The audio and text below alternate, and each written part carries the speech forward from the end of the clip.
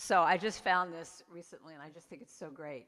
So a couple moves into a new neighborhood, and the next morning, while they were eating breakfast, the woman sees that her neighbor hanging her laundry outside, and she says to her husband, "Well, that laundry is just not very clean. She doesn't know how to wash correctly. Perhaps she needs some better laundry soap." The husband just looks at her and goes, "Yeah, whatever." And so every time her neighbor would hang her washing out to dry, the woman every morning would make the same comments. Sometime later, the woman was surprised, weeks later, to see, finally, she had nice, clean laundry on the line. And she said to her husband, "Well, look, she finally learned how to wash correctly. I wonder who taught her how to do this." Her husband said, "I got so sick of you kvetching and complaining every day about this. I got up early this morning and I cleaned our windows." So this is what my talk is about today, is about when we are coming from that place of an inner critic, how much are we seeing our lives and everybody in our lives around us through those windows of criticism and not good enough? If we're not thinking we're not good enough, guess what? We're going to see everybody from that place. So I had something happen to me a little while ago that I want to just get off my chest because I'm going to just kind of keep holding it. So I want to just kind of get it off my chest before I move on. And earlier today, I was confronted with a person who said to me, "Karen, you're great, but you kind of suck." And you get up there on stage and, you're going to talk to these people in San Jose, and they're all smart. These are all smart people. And you're going to just say the same thing, like over and over. You probably tell the same stories, boring stories. Do you believe how mean this person was? And, just going, who do you think you are to do this, to get up there and talk to these people and try and give them some enlightenment? You're not a therapist. You're not a minister. Who do you think you are? Do you believe this mean person? Isn't that just awful? But you know who that mean person is? Just take a wild guess. Now tell me something. Do any of you ever do that to yourself? Do you just rag on yourself about anything? You'll just go on and on about, you're like, "Oh, who do you think you are?" And, "Oh, you're not good enough, and you didn't practice enough, and this and that, and, oh, this person's better, and that," all this comparison.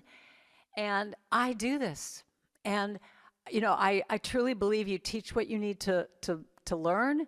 I also believe that all my songs, I always say whenever I do a concert, I always start off every concert saying, "You get to see what all my issues are," because that's what all my songs are about. And truly, Taming My Inner Critic, this is a song I wrote years ago because it was like my critic was getting so loud in my mind that I realized I had to start really working on how I could tame it. And I kept thinking, well, if I just meditate enough and I love myself enough and I just go to and I listen to David's talks and I read more books, it's going to be all good. And the truth is that voice never goes away. So I want you to, in the chat, if you would, I'd like to just hear what is the main thing your critic says to you? Just whatever comes to you, just write in the chat. I'd just be interested to have more of a little dialogue here today and talk about this because, the idea of you're not good enough, you didn't have enough education, you're too old, you're not pretty enough, you're not, whatever, not good enough. That's usually the main thing. You're just not good enough. If you would just try harder. You're too fat, not good enough, too old, love that. That comes up. So yeah, just write that. Just write and how these things limit, it goes back to the dirty laundry. It's like if you're seeing yourself as these things, that's creating like this low hum in your life that no matter what you do, you have that little voice just going, you're just too fat. No one's going to you're not going to get hired because you're just too fat, or you're too this, you haven't worked hard, you're not smart enough. If you just were smarter, everything would be fine. What about that kid in high school that was so much smarter than you? Look, they're a lawyer now, and where are you? So all that kind of stuff.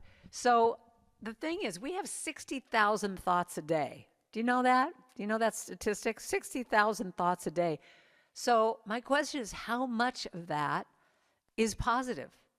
What percentage of those thoughts go into just negative, habitual thinking? And, one of the things that I feel so strongly about right now in all of the talks I'm doing is I just feel like the more we can all know our worth, know that we are loved, come from that place of love. I truly believe in these wacky times that we're living in, that we need, it's kind of like all hearts on deck is how I feel like. It's all hearts, open hearts, light beings. We need you right now. And I just feel like that's going to be the main thing that helps us get through these crazy times. So that's what this talk is about, is really not just on a personal level looking at how your inner critic might be creating more havoc in your life, but how your inner critic is keeping you from being that light that shines to everybody else and sees the good in everybody else. So where it started, where do you think it started? Think about when you were a little kid and every need that you had was met. And as you got older, you had to start conforming and adapting to what other people's needs were. You started to learn, like, oh, okay, if I do this behavior, then I will be loved. Or, oh, if I do this behavior, mom's going to get mad at me and she's going to tell me that line over and over about not being good enough or whatever. And that's going to imprint on me and that's going to run the rest of my life. So you start to learn very early on, we all did, what's going to get us what we need. What did we all need? Love. So what behaviors did we do? So we started to adapt and shift and mold ourselves to do whatever would work to get that love. And so those voices that we have grown up with, whether they were parents or teachers or whatever, became internalized and became our voice. And some of the things that you're hearing, I'm not smart enough or I'm not good enough or whatever, it's usually from somebody else. You didn't come in as this little adorable baby thinking that. You got that from somebody. Or you even got it from society. Or you got it from looking at magazines thinking, oh, I have to, look like a skinny model. One of my favorite quotes is Cindy Crawford, the supermodel, saying, I wake up in the morning and even I don't look like Cindy Crawford. Meaning she was so airbrushed and perfectionized with, what they would do with her. And so it's like we learned at an early age what's going to get us love. And we molded ourselves and adapted. And so that voice is what I'm going to talk about today, is how do we learn to live and dance with that voice? Because the buzzkill of this talk is the voice does not go away. I wish it did, but it doesn't. It's always going to be there, but it's the ways that we can learn how to work with it. And that voice, that critic voice, also called the superego, has been there for a purpose. It's been there to keep you safe. That's really its main job, is to keep you safe. It doesn't want you to stretch and grow because you might get hurt. And so I learned of this very early on. I had my critic came to me and I gave her a name very early on. Zelda is her name. I don't know why Zelda, but that's what came to me. And Zelda came to me with this job application. Very impressive, may I just say. She came to me and she said, here is my job title. I will be your chief worry officer and professional dream crusher. Isn't that lovely? Just lovely. Thank you. And she said, here's what I'm going to offer to you, Miss Karen Drucker, because I just think you're so great. I'm going to be available to you 24/7. I'm never going to even take a vacation. I will be there always commenting all the time on everything you do. I'm fluent in catastrophic thinking. You can never have too much of that.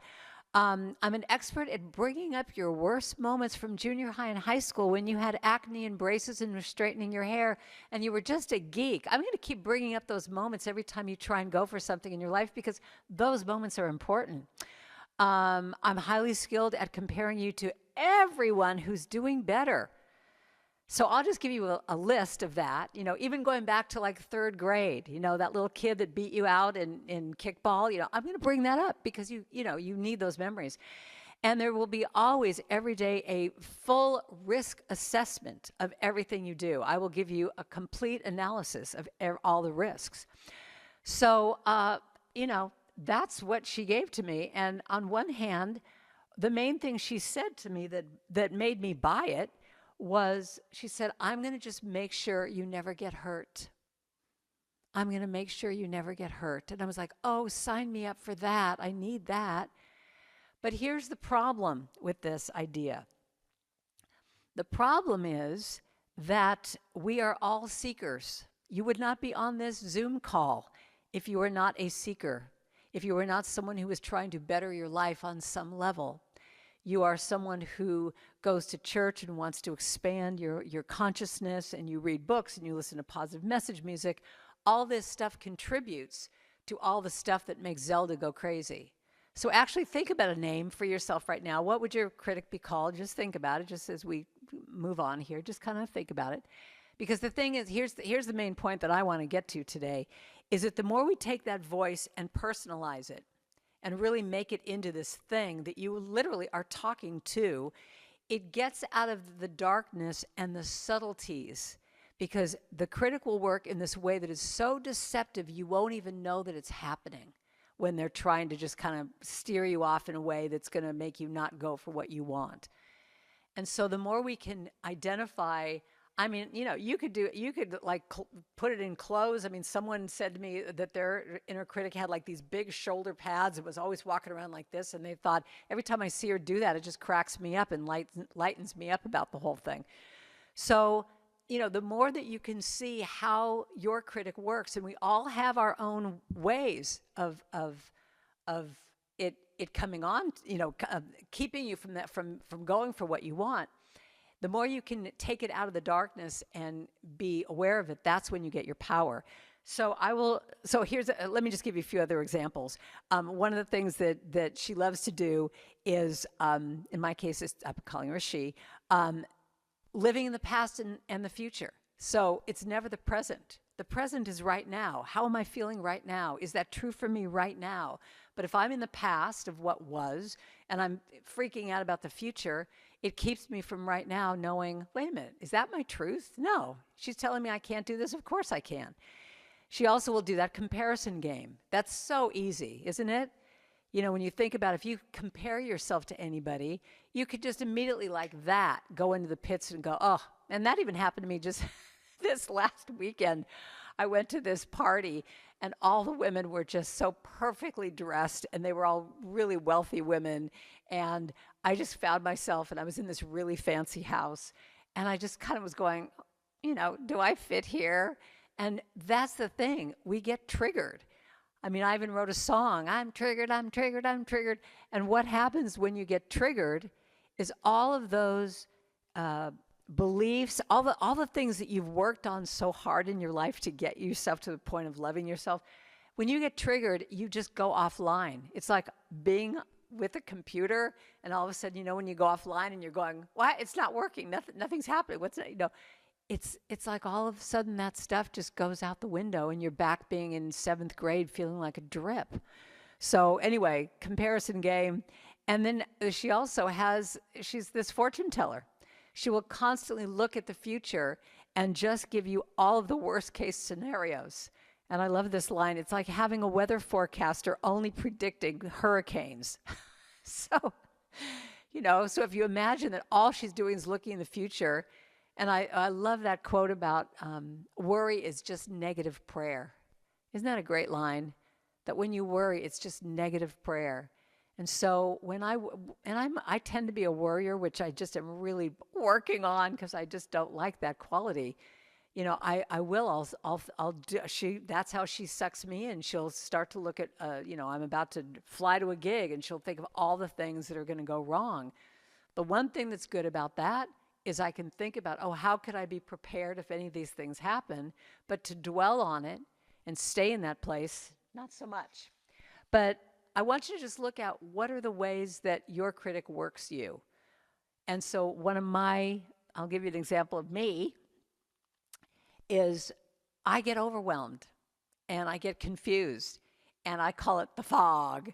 And when the fog comes in, I can't do anything because it's just, I'm in fog.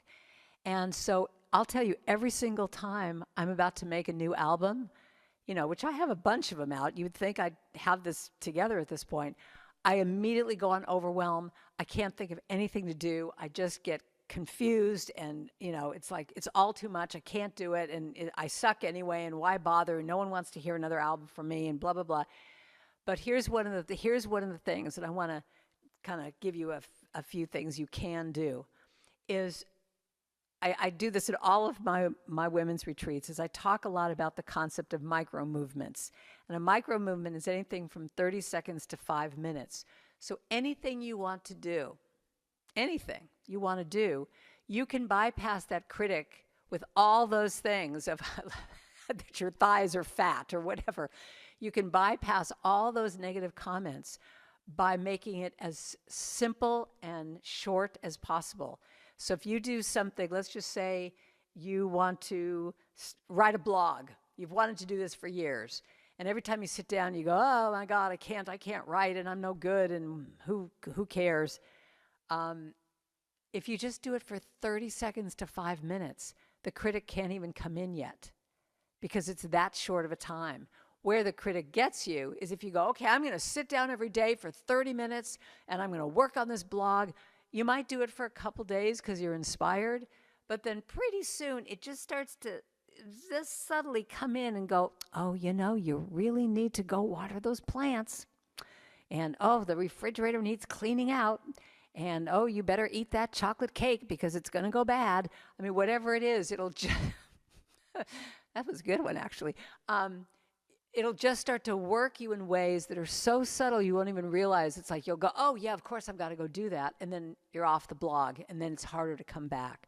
So this is with a diet. This is with clutter clearing. This is with exercising.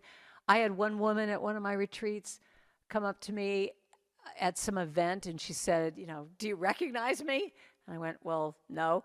And she had lost 100 pounds simply by doing this exercise. She put her tennis shoes right by the front door. The first day, all she did was put those tennis shoes on and walk to the mailbox and back. And she was way overweight and not very well. And she just kept doing it and just kept adding like one more minute and one more minute. And she totally transformed herself over the course of a year, lost all this weight, looked totally different, was totally inspired. But again, if you give yourself a big chunk of time, it's so easy for it to come in and just go, oh, why bother? You know you're not going to do this. So if any of you've got clutter issues, that's where this comes in a lot. It'll come in, you maybe do something for a little bit, but then it's just like you'll get overwhelmed. That's your critic coming in and going, you can't do it. So just take it down to the smallest thing. So I feel like I'm just racing through this because I have all these things to say. So how can we tame it? So yeah, first of all, give it a name. Give it a voice. And acknowledge it. Acknowledge it for, thank you for keeping me safe all these years. I appreciate that. But I taught this to the people this morning, and it's one of my favorite phrases. Every time your critic comes up and starts to say something to you, really hear what it's saying. And if it's saying, who do you think you are to do this? You say, I know you are there. I hear what you say, but that is not my truth today. And my darling little secretary out there, why don't you write that in the chat for everybody? I know you are there. I hear what you say, but that is not my truth today. And then you can add a little, So what you're saying is, I know you're there. I acknowledge you. I hear what you're saying. But you know what? That is a truth from, you're bringing up stuff that is not relevant to me right now. It's not my truth today. It's not my truth of who I am anymore. I'll tell you that these messages get ingrained so much in me, that like my dad one day saw me reading, and I come from a very active family. We were always on the move. I mean, we were all athletes. We're always doing stuff. And he saw me resting and reading. And I actually got in trouble for that. He was like, what are you doing? You should be helping your mother in the kitchen, or, you should be doing something. And that became this belief system that every time I sit down and try and rest, I'll tell you, I will be totally honest with you, it is so difficult for me, even today, to do that, because I always have to acknowledge my critic coming up, again, my dad's voice transformed into mine, saying, who do you think you are that you could sit here and lie down, you lazy loaf? You know what I'm saying? Does anyone relate to this at all on some level with anything in your life?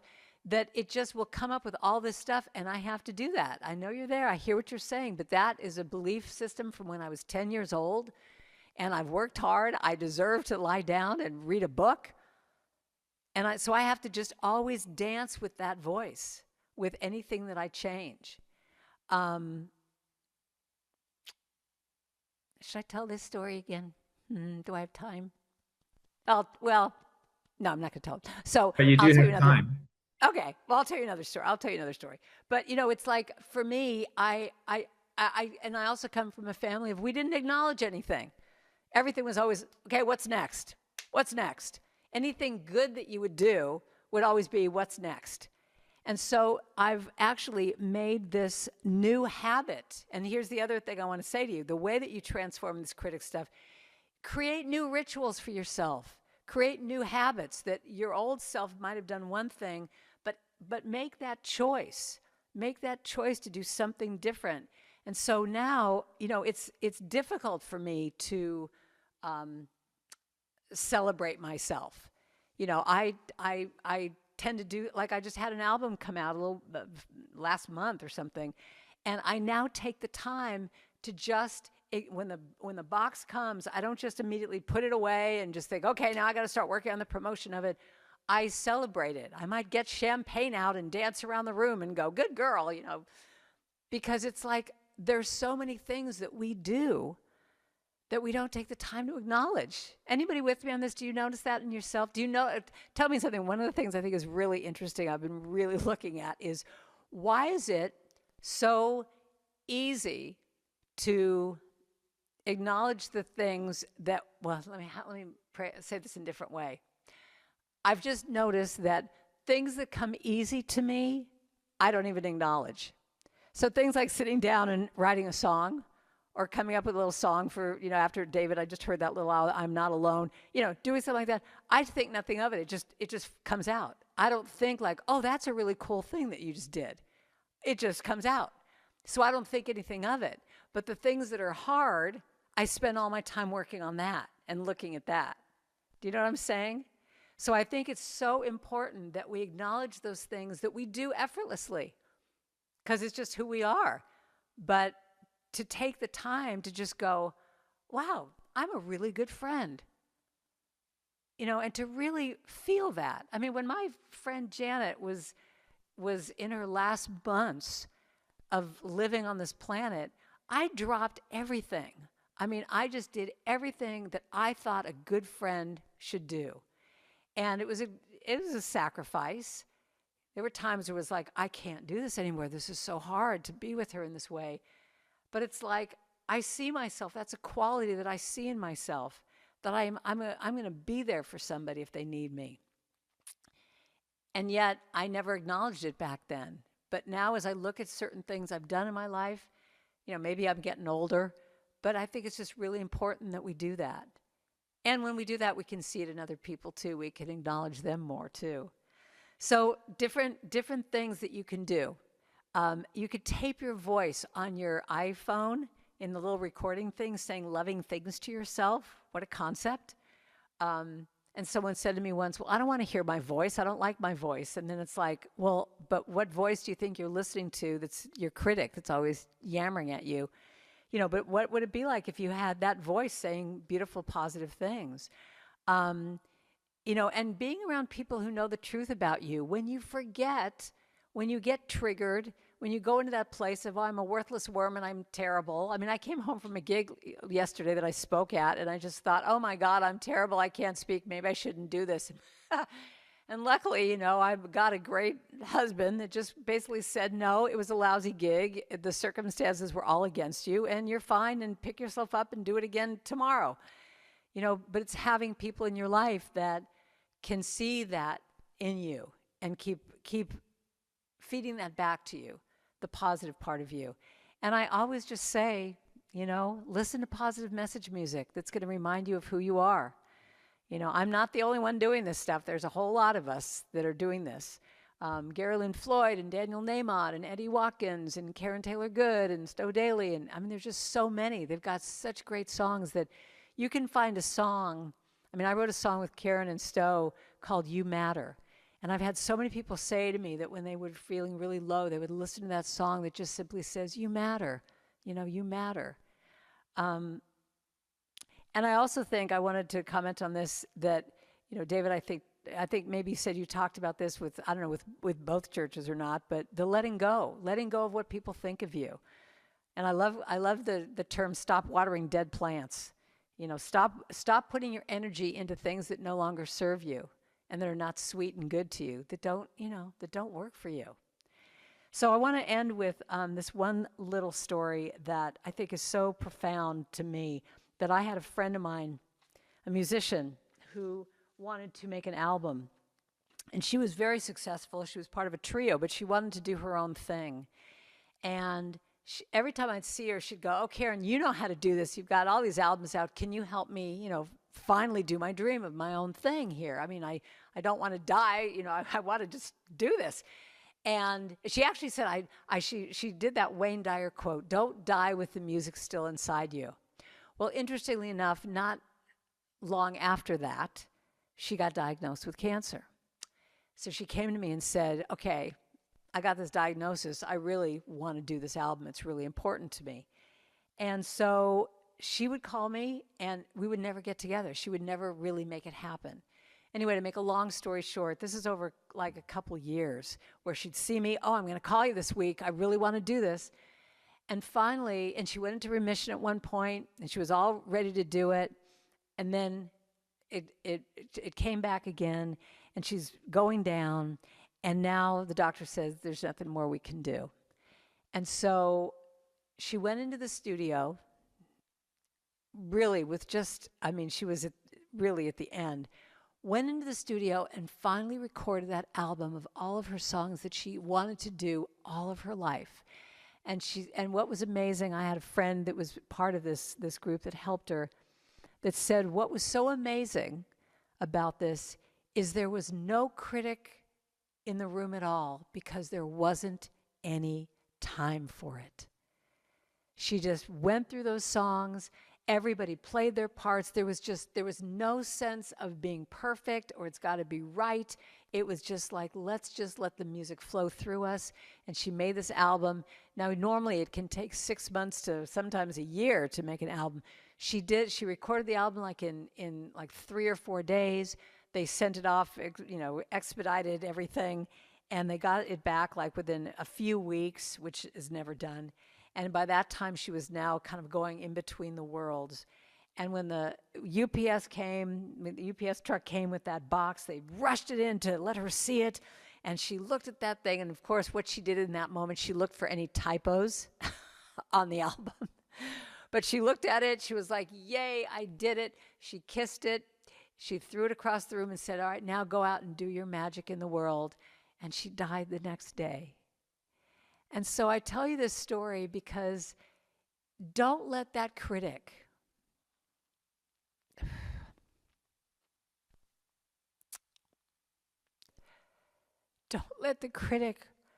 or that perfectionism keep you from what it is that you're supposed to do on this planet. Whether that means being a good friend or writing a song or writing a blog or a book or being a good parent or cooking, whatever. Don't let that part get in the way of you being all of who you're supposed to be, because we need you. We need your light. So I leave you with this little song. I will be gentle with myself. I will be gentle with myself. And I will hold myself like a newborn baby child. Can you sing that with me? I will be gentle with myself. I will be gentle with myself. And I will hold myself like a newborn baby child. I will be tender with my heart. I will be tender with my heart. Tender with my heart. hold my heart like a newborn baby child. Let me go to the bridge. And I will only go as fast as the slowest part of me feels safe to go. Can you sing that with me? I will only go as fast. I will only go as fast as the slowest part of me feels safe to go. 'Cause now I know I'll be easy on myself. I will be easy on myself. Easy on myself. I love myself like a newborn baby child. Sing that again. That's one of the most important lines. I will be easy on myself. Easy on myself. Love myself like a newborn baby child. All right, let's affirm it and say, I am gentle. I am gentle with myself. Gentle with myself. I rock myself like a newborn baby child. I am gentle with myself. So gentle with myself. Rock myself like a newborn baby child. And I hold myself. And I hold myself like a newborn baby child. And I love myself. And I love myself like a newborn baby child.